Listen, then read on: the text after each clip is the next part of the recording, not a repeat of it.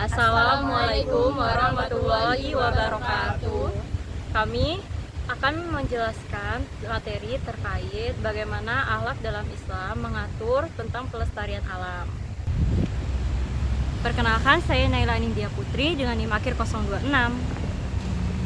Perkenalkan, nama saya Dwi Wulansari dengan NIM akhir 160. Perkenalkan, nama saya Andina Nur Fitra Nugroho dengan NIM 168.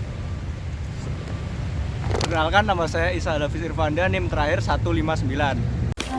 Perkenalkan, nama saya Alia Dwi Rizkika dengan NIM 240603 30028. Baik, untuk kali ini saya akan menjelaskan tema yang pertama, yaitu tentang pentingnya akhlak dalam pelestarian alam. Islam menempatkan pelestarian lingkungan sebagai bagian integral dari ajaran agama, bahkan hingga menjadi sebuah kewajiban. Alam dipandang sebagai ciptaan Allah yang memiliki eksistensi real dan objektif serta tunduk pada hukum-hukumnya sendiri. Manusia adalah bagian tak terpisahkan dari alam dan memiliki peran khusus sebagai khalifah, pengelola, dan pemimpin di bumi. Fungsi kekhalifahan ini menuntut interaksi yang harmonis antara manusia dengan sesama dan alam, dengan tujuan mengayomi, memelihara, dan membimbing agar setiap makhluk mencapai tujuan penciptanya. Untuk menumbuhkan akhlak lingkungan yang kuat diperlukan beberapa metode efektif, yaitu yang pertama ada mengajarkan yaitu memberikan pemahaman teoritis tentang konsep-konsep nilai dan perilaku ramah lingkungan. Ini bisa dilakukan melalui pembelajaran langsung, penyampaian informasi, atau penugasan membaca referensi. Yang kedua, ada keteladanan. Metode ini sangat efektif dalam membentuk moral dan spiritual, terutama sejak usia dini. Apa yang dilihat dan direkam anak dari orang yang lebih tua akan mempengaruhi perilakunya.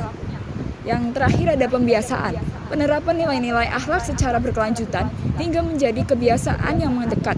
Proses ini dapat dimulai dari hal ringan, dilakukan secara bertahap, dan didukung oleh suasana serta fasilitas yang memadai, seperti papan petunjuk, himbauan, brosur untuk menumbuhkan kesadaran kolektif.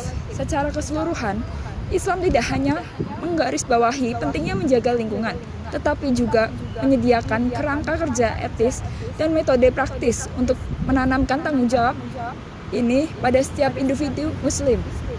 Baik, untuk selanjutnya adalah tema yang ketiga, yaitu tanggung jawab terhadap lingkungan. Islam sendiri mengusung konsep Islam rahmatan lil alamin yang memiliki arti Islam itu datang memberikan kedamaian dan kasih sayang terhadap manusia maupun alam. Sehingga tanggung jawab untuk menjaga lingkungan itu juga merupakan bentuk dari cerminan akhlak kita sebagai seorang muslim terhadap lingkungan.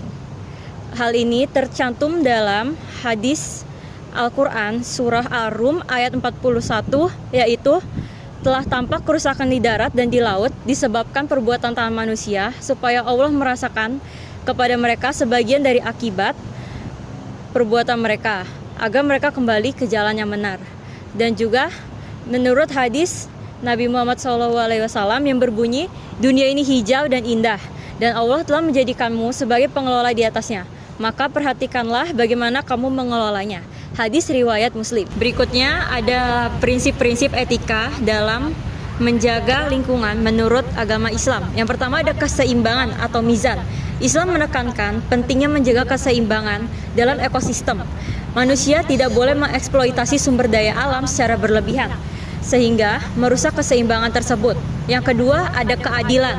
Sumber daya alam harus didistribusikan secara adil kepada semua makhluk hidup, termasuk generasi mendatang. Eksploitasi berlebihan oleh satu generasi akan merugikan generasi berikutnya. Kemudian ada larangan kerusakan atau fasad. Islam melarang segala bentuk kerusakan lingkungan seperti pencemaran air, udara, dan tanah, serta penebangan hutan secara liar. Dan yang terakhir ada pemanfaatan yang bijaksana atau takhir.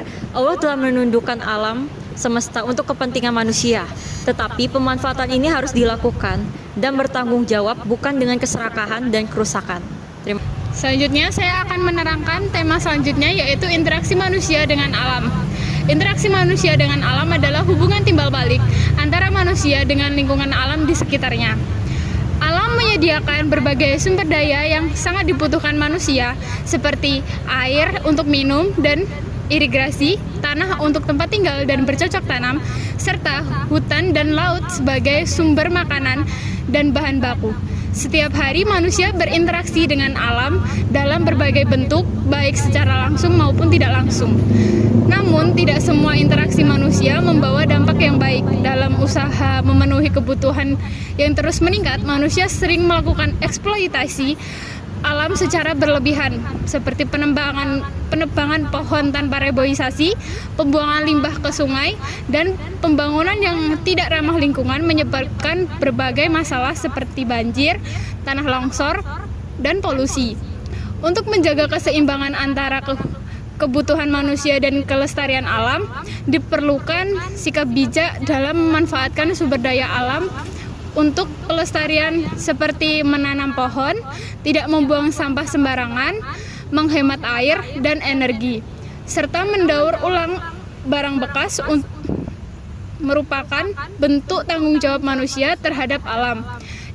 Dengan menjaga lingkungan, manusia tidak hanya menyelamatkan bumi, tetapi juga memastikan kehidupan yang lebih baik bagi generasi mendatang. Interaksi yang harmonis antara manusia dan alam akan menciptakan kehidupan yang seimbang. Manusia membutuhkan alam, dan alam pun butuh dijaga oleh manusia. Jika hubungan ini terus dijaga, maka bumi akan tetap menjadi tempat yang nyaman untuk dihuni oleh semua makhluk hidup. Di sini saya akan melanjutkan materi ayat dan hadis yang menunjukkan pentingnya pelestarian alam. Dalam era modern ini, pelestarian alam menjadi isu yang sangat penting. Banyak ayat suci dan hadis yang mengajarkan kepada kita tentang pentingnya menjaga dan melestarikan alam. Dalam materi ini, kita akan membahas beberapa ayat dan hadis yang relevan. Yang pertama ada ayat Al-Quran, surat Al-Baqarah, ayat 29, yang berbunyi, "Dan tidaklah orang-orang kafir itu dibalas terhadap apa yang dahulu mereka kerjakan." Surat Al-Imran ayat 191, yaitu orang-orang yang mengingat Allah sambil berdiri atau duduk atau dalam keadaan berbaring, dan mereka memikirkan tentang penciptaan langit dan bumi, atau seraya berkata, "Ya Tuhan, kami tiadalah Engkau menciptakan ini dengan sia-sia. Maha suci Engkau, maka peliharalah kami dari siksa neraka."